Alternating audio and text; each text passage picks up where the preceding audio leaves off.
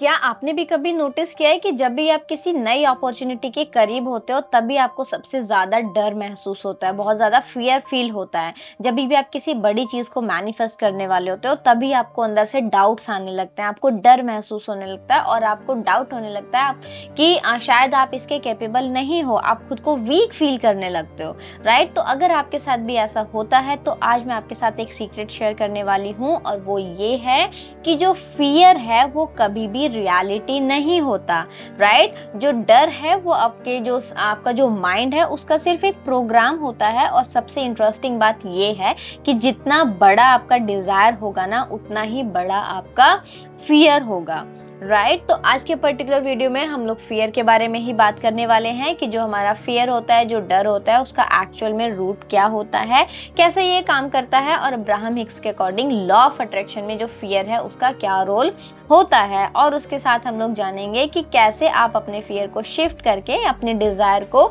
Easily बिना किसी रुकावट के मैनिफेस्ट कर सकते हैं, राइट। तो अगर आप अपनी लाइफ में फियर को हमेशा के लिए शिफ्ट करना चाहते हो तो ये वीडियो एंड तक जरूर से देखिएगा, क्योंकि आज आपको एक ऐसी क्लैरिटी मिलेगी जो आपकी पूरी रियलिटी बदल सकती है। तो चलिए स्टार्ट करते हैं। नमस्ते दोस्तों, कैसे हो आप सभी लोग। आई होप आप सभी अपनी अपनी लाइफ में एकदम हंस मस्त और स्वस्थ होंगे।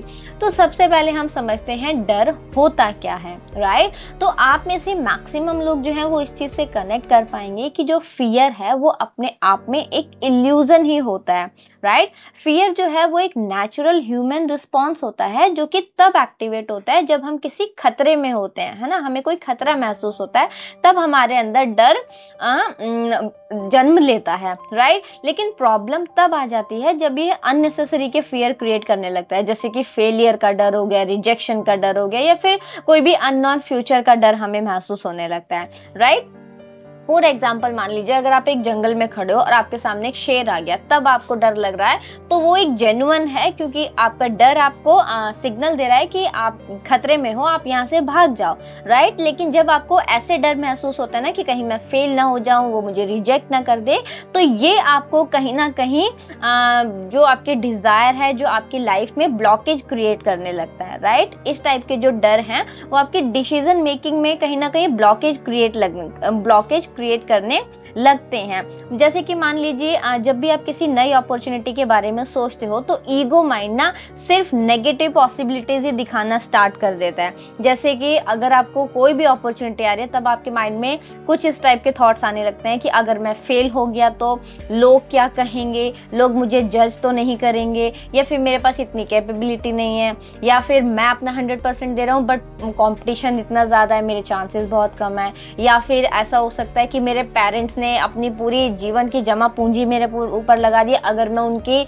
उम्मीदों पे खरा नहीं उतर पाया तो क्या होगा, राइट। तो आप ये देख रहे हो, ये कहीं ना कहीं ऐसे डर हैं जो अभी आज के डेट में रियलिटी नहीं है, राइट। और ये सोचना आपको आपके जो इंस्पायर्ड एक्शन है वो एक्शन लेने से रोक देते हैं। इस टाइप के जो थॉट्स होते हैं, इस टाइप के जो डर आपके मन में अपने आप ही पैदा हुए हैं, राइट। इसी वजह से लोग जो मैनिफेस्ट करना चाहते हैं ना वो नहीं कर पाते, राइट। इन्हीं डर की वजह से वो अपनी इंस्पायर्ड एक्शन नहीं ले पाते और जिसकी वजह से अपनी लाइफ में जो भी वो चाहते हैं वो कहीं ना कहीं उनके हाथ से निकल जाता है, राइट। अगर मैं अब्राहम हिक्स के पर्सपेक्टिव से बात करूं तो अब्राहम हिक्स कहती हैं कि जो फियर होता है, जो डर होता है, वो एक साइन होता है आपके वाइब्रेशन का।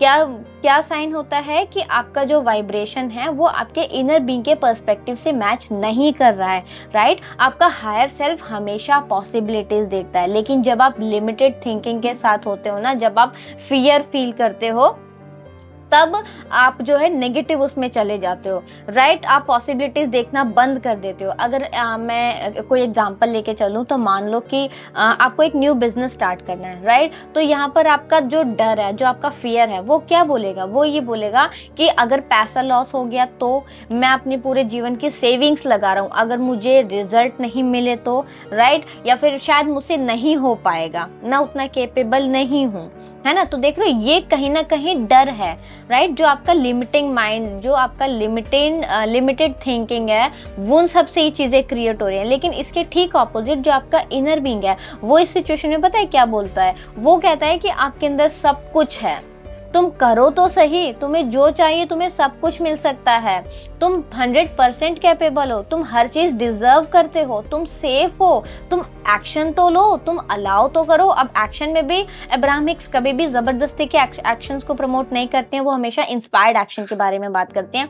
एंड बाय द वे, अगर आपको इंस्पायर्ड एक्शन नहीं पता है तो उसके ऊपर मैं इन फ्यूचर एक प्रॉपर डिटेल वीडियो बनाऊंगी, जिससे आपको पता चलेगा कि कब आपको इंस्पायर्ड एक्शन लेने होते हैं और कब आपको जबरदस्त एक्शन तो एक्चुअली लेने ही नहीं होते। आपको पता चल जाएगा कि एक्चुअली में एक्शन हमें लॉ ऑफ अट्रैक्शन में किस टाइप के एक्शंस लेने चाहिए।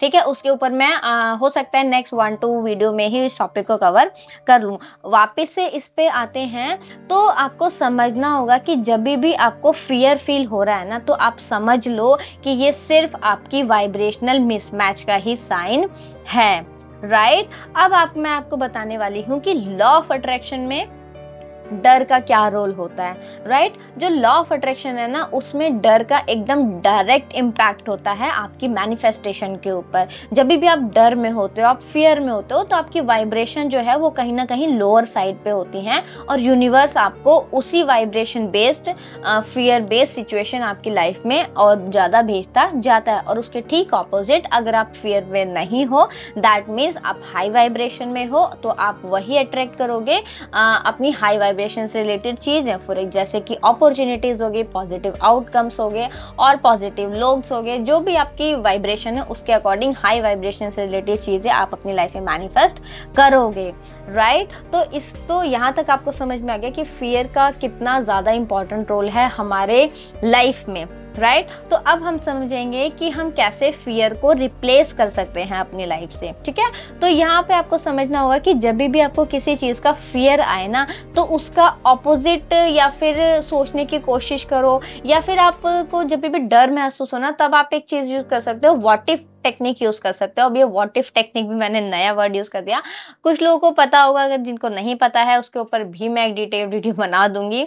बट अगर मैं यहाँ पर शॉर्ट में बताऊं, तो व्हाट इफ टेक्निक होती है, मान लीजिए व्हाट इफ मतलब कि कैसा होगा अगर ये हो जाएगा, है ना। जैसे मान लो मैं किसी एग्जांपल के थ्रू समझाना चाहूँ, तो मान लीजिए आपको किसी इंटरव्यू का डर है, तो फेलियर इमेजिन करने की बजाय आप क्या कर सकते हो उस सिचुएशन में, ये सोचो कि मेरा इंटरव्यू क्लियर हो गया तो कैसा होगा। व्हाट इफ, कैसा होगा जब मेरा इंटरव्यू क्लियर हो जाएगा, है ना। कैसा होगा जब मैं उस कंपनी में जॉब करूंगा, कैसा होगा जब मुझे मेरी डिजायर सैलरी मिलेगी, कैसा होगा जो मुझे मेरी ड्रीम जॉब मिल जाएगी, राइट। जब मेरी ड्रीम जॉब मिल जाएगी, मेरी डिजायर सैलरी मिलेगी, तो मेरा फाइनेंशियल स्टेटस बढ़ेगा, मैं अपनी फैमिली के साथ अच्छे से उनको अच्छी फैसिलिटी दे पाऊंगा। मतलब जो भी आपकी डिजायर हो, आप उसके अकॉर्डिंग करने की कोशिश करो, राइट। जब भी आपको फियर किसी भी चीज को लेकर के आए, ठीक है। और अगर मैंने जितना अब्राहम हिक्स को पढ़ा समझा है, और उसके अकॉर्डिंग अगर मैं कोई प्रॉपर स्ट्रैटेजी टाइप ही बोलना चाहूँ कि कैसे आप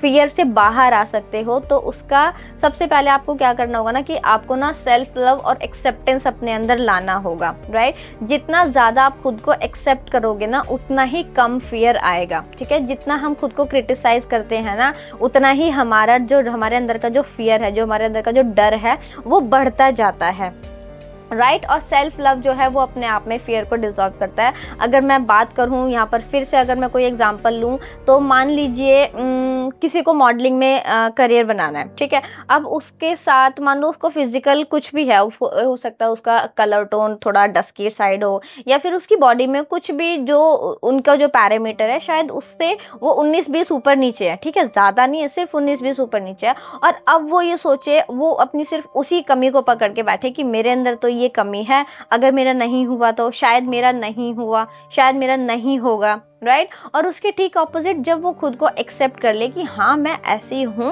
और मैं एकदम 100% परफेक्ट हूँ, मैं इसके लिए जो भी मेरी डिज़ायर वो है, मैं उसके लिए एकदम बेस्ट मैच हूँ, ठीक है। और उसके साथ ही वो खुद को एक्सेप्ट करने के साथ ही सेल्फ लव की प्रैक्टिस करे। By the way, self love क्या होता है उसके बारे में भी मैं वीडियो बना चुकी हूँ, तो आप जाके आई बटन में देख लीजिएगा, मैं उसका लिंक डाल दूंगी।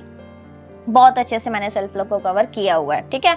तो सेल्फ लव भी अपने आप में जो फियर है उसको डिसॉल्व करता है, ठीक है। उसके अलावा आपको क्या कर सकते हो, आपके जो लिमिटिंग बिलीव्स है ना, आप ना उनको चैलेंज करने की कोशिश करो।